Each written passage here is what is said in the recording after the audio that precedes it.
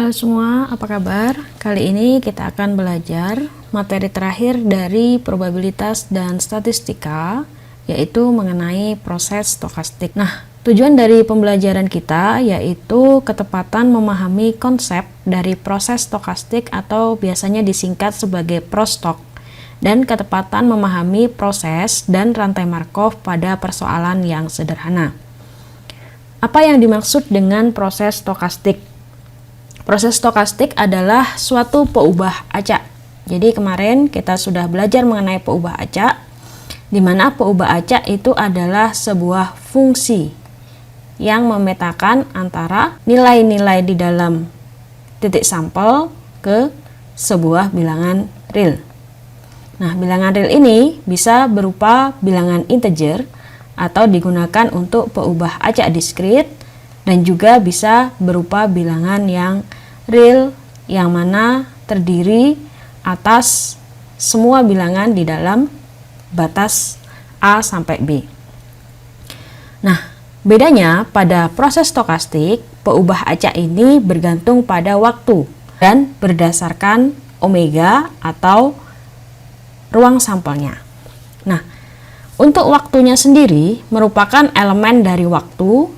Waktu juga bisa berlaku secara diskrit maupun berlaku secara kontinu. Ingat, perbedaan diskrit dan kontinu adalah pada saat diskrit, kita hanya bekerja pada bilangan integer atau bilangan bulat. Sedangkan pada kontinu, kita bekerja pada bilangan di sepanjang garis bilangan real dengan batas tertentu. Omega itu adalah hasil dari percobaan statistika atau yang biasa kita kenal sebagai ruang sampel. Nah, di sini ruang sampel juga bisa berupa integer maupun bilangan real. Nilai dari peubah acak pada waktu tertentu dinyatakan sebagai X dalam kurung T, omega disebut sebagai states. Contoh kejadian stokastik. Pada percobaan pelemparan mata uang berkali-kali, X1 adalah peubah acak yang berhubungan dengan pelemparan pertama. X2 adalah peubah acak yang berhubungan dengan pelemparan kedua, sampai dengan Xn adalah peubah acak yang berhubungan dengan pelemparan ke N. X1 sampai Xn disebut sebagai keluarga peubah acak yang juga disebut sebagai proses stokastik. Di dalam state-nya, kita bisa menuliskan X1 omega, X2 omega, dan X3 omega, sampai dengan Xn omega. Contoh kedua, jumlah daun yang berguguran setiap harinya, helai-helai daun yang berguguran dari hari ke hari, belum dapat dipastikan berapa jumlahnya untuk hari berikutnya, juga merupakan kejadian stokastik. Kemudian jumlah penumpang bus ketika pagi hari saat mendekati jam kerja bisa sangat banyak. Jumlah ini akan menurun ketika jam kerja sudah dimulai dan menjelang jam istirahat, serta jumlah penumpang akan kembali naik ketika jam pulang kerja. Hal ini terjadi berulang-ulang. Jumlah penumpang ketika waktu-waktu yang ditentukan disebut sebagai kejadian stokastik. Contoh lain yaitu jumlah pengunjung suatu tempat, misalnya Istana Maimun. Nah, jumlah pengunjung pada tiap hari disebut juga proses atau kejadian stokastik. Proses stokastik dibagi menjadi 4. Yang pertama adalah proses stokastik dengan ruang parameter diskrit dan ruang keadaan diskrit. Di sini, waktu berlaku secara diskrit dan kejadian juga berlaku secara diskrit. Contohnya, banyaknya HP yang terjual bisa 0 HP, 1 HP, 2 HP, dan seterusnya. Maka banyaknya HP termasuk kejadian diskrit. Di suatu toko per hari hari itu kita bagi menjadi Senin, Selasa, sampai dengan Minggu. Maka di sini juga merupakan waktu yang berlaku secara diskrit. Sedangkan proses stokastik kedua, ruang parameternya diskrit dan ruang keadaannya kontinu. Contohnya, volume hujan tiap hari dalam suatu bulan. Di sini kejadiannya merupakan volume hujan, yaitu kejadian yang kontinu. Sedangkan waktu merupakan hari yang tadi adalah kejadian diskrit. Sehingga jika kita grafikkan seperti gambar di atas, di mana sumbu mendatarnya adalah hari pertama, kedua, ketiga, dan seterusnya. Sedangkan sumbu Y-nya adalah volume dari curah hujan, biasanya dalam milimeter ya, kalau untuk curah hujan. Dan ini bisa berapapun nilainya, makanya ini nilainya bisa dimanapun letaknya. Itu adalah kontinu. Sedangkan yang ketiga adalah proses stokastik dengan ruang parameter kontinu, namun ruang keadaannya diskrit. Contohnya, banyaknya panggilan yang datang pada suatu sentral dalam interval waktu 0 sampai T. Di sini, waktu terjadi secara kontinu dalam selang 0 sampai dengan waktu tertentu atau T. Sedangkan kejadiannya adalah banyaknya panggilan, sehingga kejadian ini adalah kejadian diskrit. Bagaimana grafiknya? Seperti ini. Antara waktu 0 sampai 1 menit ada 1 panggilan. Antara 1 sampai 2 menit ada 2 panggilan. Antara 2 sampai 3 menit ada 3 panggilan. Antara 3 sampai 5 menit ada 1 panggilan lagi. Atau bisa juga banyaknya pengunjung toko dalam interval 0 sampai T. Dan bisa juga contohnya banyaknya kendaraan yang masuk gerbang tol Medan pada interval waktu sembarang. Sedangkan yang terakhir adalah proses stokastik dengan ruang parameter kontinu dan keadaan kontinu. Sehingga waktu maupun kejadiannya itu kontinu dan grafik yang terbentuk adalah grafik yang kontinu atau smooth. Contohnya, temperatur udara di Lagu Boti dalam interval 0 sampai T. Jika temperatur di sini dinyatakan sebagai variabel yang kontinu, maka nilainya bisa berapapun. Sedangkan interval waktunya seperti kejadian sebelumnya merupakan interval waktu yang terjadi antara 0 sampai T waktu. Atau volume susu formula dalam mililiter yang diminum bayi pada selang waktu sembarang akan membentuk kejadian yang kontinu dengan ruang parameter juga kontinu. Rantai Markov adalah proses stokastik yang melupakan masa lalu. Dalam peluang, jika waktu itu dinyatakan T1 kurang dari T2 sampai dengan Tn kurang dari T untuk semua himpunan A, di mana A1, A2 sampai dengan AN adalah kejadiannya, maka dalam notasi matematika, peluang kejadian dalam waktu T merupakan elemen dari kejadian A setelah kejadian sekarang ya, Tn, kemudian dan kejadian masa lalu. Namun kejadian masa lalu atau T1 sampai Tn-1 itu tidak ada. Peluang masa yang akan datang hanya dipengaruhi oleh masa yang sekarang atau XTN elemen dari AN. Ingat, tanda ini menyatakan bahwa peluang bersyarat atau peluang masa datang terjadi setelah masa sekarang. Definisi tersebut memiliki arti atau Markov tadi, artinya fenomena masa yang akan datang hanya dipengaruhi oleh fenomena masa sekarang dan tidak dipengaruhi oleh fenomena masa lalu. Rantai Markov dengan waktu diskrit atau discrete time Markov chain adalah suatu proses Markov dengan waktu diskrit, dan nilainya sendiri atau kejadiannya sendiri juga memiliki nilai diskrit.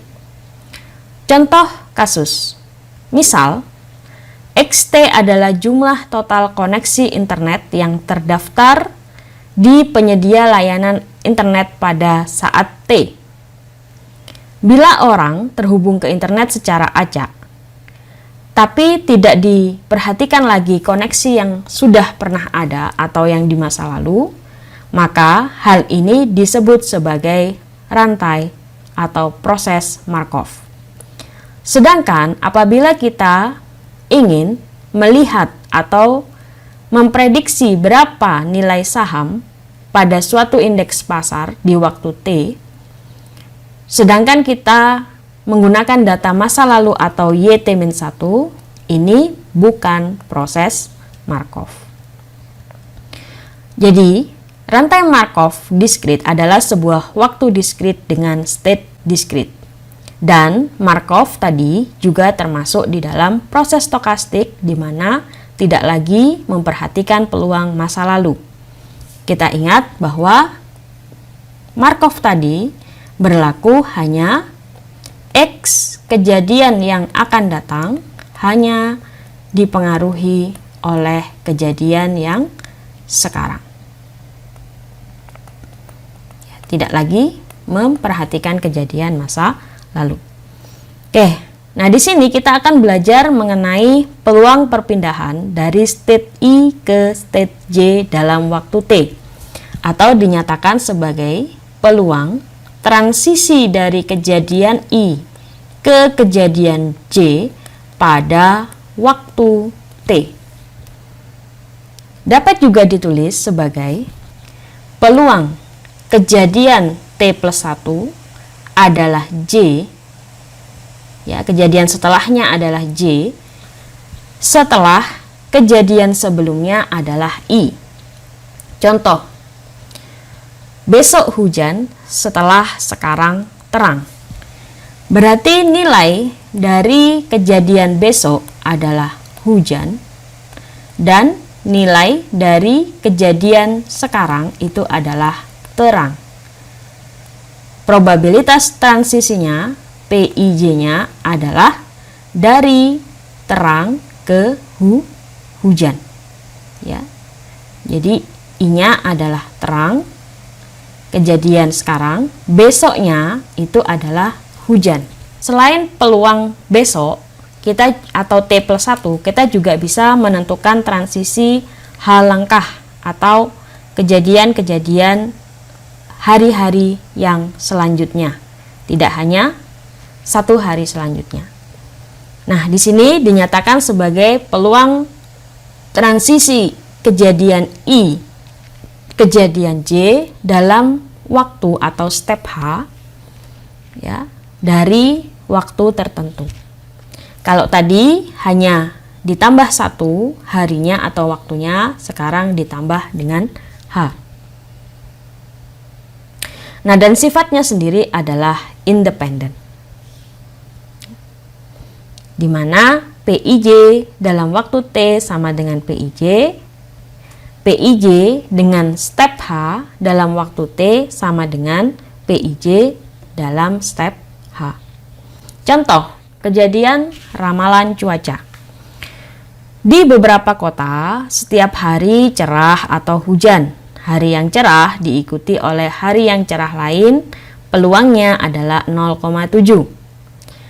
Hari hujan diikuti hari cerah, peluangnya 0,4. Hari Senin hujan, buat perkiraan untuk hari Selasa, Rabu, Kamis.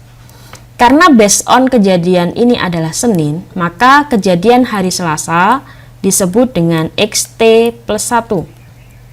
Kejadian hari Rabu disebut XT plus 2, atau peluang transisinya dinyatakan sebagai PIJ 2. Sedangkan hari Kamis, kejadiannya disebut XT plus 3 menggunakan peluang transisi PIJ, stepnya adalah 3. Ya, jadi Senin, Selasa, Rabu, Kamis, ke Selasa 1 step, ke Rabu 2 step, ke Kamis ada 3 step. Hanya ada 3 untuk sampai ke Kamis. Solusi.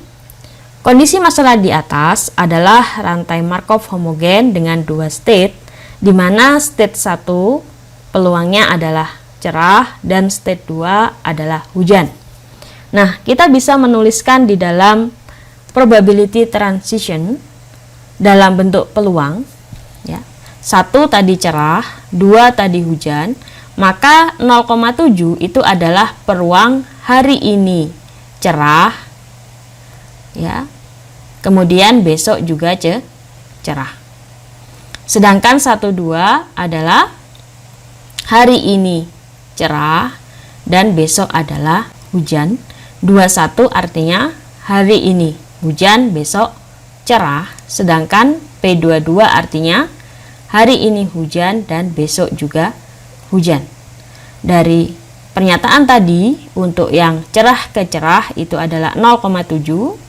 Untuk yang cerah ke hujan itu adalah 1 min peluang cerah ke cerah. Jadi 1 min 0,7. Dan peluang hari ini cerah, sedangkan kemarin adalah hujan, itu dinyatakan sebagai P21. Sebaliknya P22 juga sama dengan 1 min P21. Kita bisa membentuk diagram seperti ini. Oke. Nah, ada 2 keadaan di sini, ya, yaitu sunny and rainy. Ya, sunny di sini cerah, rainy di sini hujan. Sunny ke rainy, ya, cerah ke hujan, peluangnya adalah sama dengan 0,3. Kemudian sunny ke sunny adalah 0,7, ya, 1 ke 1. Kemudian 2 ke 1 itu adalah 0,4, 2 ke 2 itu adalah 0,6. Jika pada hari Senin hujan, maka peluang hari Selasa cerah adalah 0,4, sedangkan peluang hari Selasa hujan adalah 0,6. Oke, itu adalah peluang besoknya. Ya, di sini kalau untuk menghitung Rabu, maka kita menggunakan probability transisi untuk stepnya adalah 2. Jadi peluang hari Rabu cerah setelah Senin hujan itu adalah P21 dikali P11 ditambah P22 dikali P21. Kita juga bisa gambarkan di dalam diagram untuk hari Senin, Selasa, dan Rabu, di mana di sini hari Senin peluangnya adalah hujan atau cerah, Selasa juga hujan atau cerah, ya. Begitu pula dengan Rabu itu juga hujan atau cerah, ya. Nah, di sini kita based on hari Senin hujan, berarti kita hanya melihat pada diagram ini saja. Senin hujan, maka Selasanya bisa hujan atau cerah, Rabunya bisa hujan atau cerah dengan kemungkinan seperti ini, ya. Maka untuk yang peluang Rabu cerah itu kita mengambil kejadian ini dan kejadian ini. Artinya kita harus mencari peluang peluang cerah setelah hujan dan peluang cerah setelah cerah yang dinyatakan sebagai 2 kejadian ini digabungkan, itu akan menjadi peluang Rabu cerah setelah Seninnya hujan. Jadi peluang Rabu cerah adalah 52%, dari mana 1 min 48%, dan peluang Rabu hujan setelah Senin hujan itu adalah 0,48. Ya, bagaimana dengan Kamis? Silahkan dibuat diagramnya lagi untuk hari Kamis dan dihitung jika Senin hujan apa atau berapa peluang cerah dan berapa peluang hujan. Silahkan dikerjakan. Nah, selain menggunakan cara diagram, proses analisis Markov itu sebenarnya ada 3, yaitu menyusun matriks probabilitas, menghitung probabilitas suatu kejadian yang akan datang, serta menentukan kondisi yang steady state. Kalau yang tadi kita membuat diagram, sekarang kita melakukannya dengan pendekatan matriks. Di mana PIJ tadi bisa kita kumpulkan menjadi sebuah matriks, di mana matriks transisi dari satu langkah itu dinyatakan sebagai P, di mana P di sini adalah kumpulan dari peluang transisi yang ada. Nah, P11 artinya dari state 1 ke state 1. P12 artinya dari state 1 ke state 2. Misalnya ada kemungkinan banyak lagi sampai N kejadian dari state 1 ke state N, seperti itu. Kalau menghitung 2 langkah, berarti matriks transisinya dipangkatkan 2. Kalau menghitung H langkah, maka matriks transisinya dikalikan sebanyak H atau P pangkat H. Nah, ini pendekatan secara matriksnya.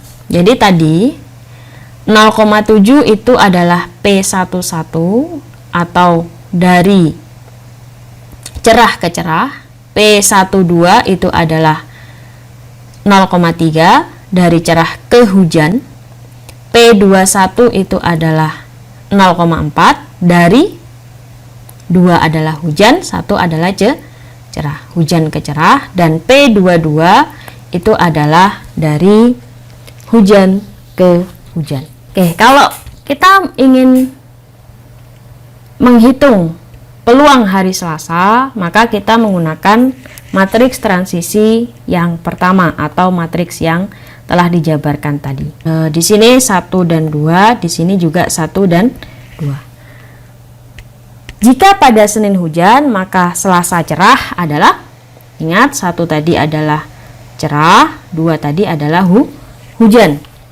Untuk baris menyatakan state sebelumnya dan atau state sekarang, dan untuk kolom menyatakan state setelah. Nih, atau hari Senin hujan ya, 2 di sini. Hari Selasa cerah ya, cerah itu 1, maka peluangnya adalah 0,4. Ya, jadi baris itu menyatakan state sekarang dan kolom itu menyatakan state setelahnya. Oke. Sebaliknya ya, peluang hari Selasa setelahnya hujan 2. Ya, hari Selasa itu hujan ya, setelah hari Seninnya itu adalah hujan, itu adalah sama dengan 0,6. Oke, kalau hari Rabu bagaimana? Berarti matriksnya dikali lagi P pangkat 2, menghasilkan ini. Nah, sama dengan yang tadi ya, 12 12, di mana baris itu menyatakan kondisi sekarang dan kolom itu menyatakan kondisi setelahnya. Maka kalau kita tanya 52 ini apa? 0,52 itu adalah kondisi sekarang hujan, kemudian 2 hari setelahnya adalah cerah. Ya, Rabu cerah, Senin hujan, peluangnya 0,52 atau 52%. Bagaimana dengan Kamis? Silahkan dicari P pangkat 3 dan dicari peluang cerah maupun hujannya dengan kondisi awalnya adalah hujan. Ya, hari Seninnya hujan. Nah, apa yang disebut dengan steady state? Ya. matriks transisi tadi ataupun perubahan-perubahan tadi apabila mengalami transisi yang sangat banyak, maka cenderung akan menghasilkan state yang stabil, ya, atau dinyatakan sebagai PX jika kejadiannya atau stepnya tadi menuju tak hingga, ya, maka dia akan mendekati suatu peluang yang steady state atau steady state distribution of Markov chain. Bagaimana menghitung distribusi dari steady state ini, ya? Jadi P0 itu adalah kondisi awal, P pangkat H kita tahu tadi adalah matriks transisi pada langkah ke H, ya, dikali dengan matriks transisi, ya. Maka jika hanya itu menuju tak hingga akan mengalami kondisi steady state pada saat P dikali matriks transisi itu tetap P. Ya, jadi P itu dicapai pada saat limit H mendekati tak hingga dari matriks transisi ke H menghasilkan keadaan seperti ini, di mana jumlah dari Px adalah sama dengan 1. Contoh soal cuaca yang tadi. Jadi P di sini juga sebuah vektor, ya, yang mana isinya adalah P1, P2 elemennya. Ya, saat itu dikalikan dengan matriks transisi yang pertama akan menghasilkan, oke, ini matriks 2 kali 2, ini adalah matriks atau vektor 1 kali 2, nanti akan menghasilkan vektor juga 1 kali 2. Ya, ingat perkalian matriks atau vektor adalah baris kali kolom untuk dot product. Nah, setelah itu akan menjadi sebuah persamaan yang terdiri dari variabel P1 dan P2. Setelah diselesaikan, penyelesaiannya bagaimana? Ini kan membentuk SPL, ya, bisa eliminasi, substitusi, dan sebagainya. Maka menghasilkan kondisi steady state adalah P1 sama dengan 4/7, P2 sama dengan 3/7. Atau, in a long history of the city, peluang cerah itu adalah 57% dan peluang hujan itu adalah 43% atau dari 3/7 tadi. Nah, untuk latihan ini adalah state-nya tidak 2 tapi 3, ya. Kenapa? Karena kondisi komputer itu 2 user itu bisa 00, ya, 01 atau 11. Oke, silahkan dikerjakan latihannya.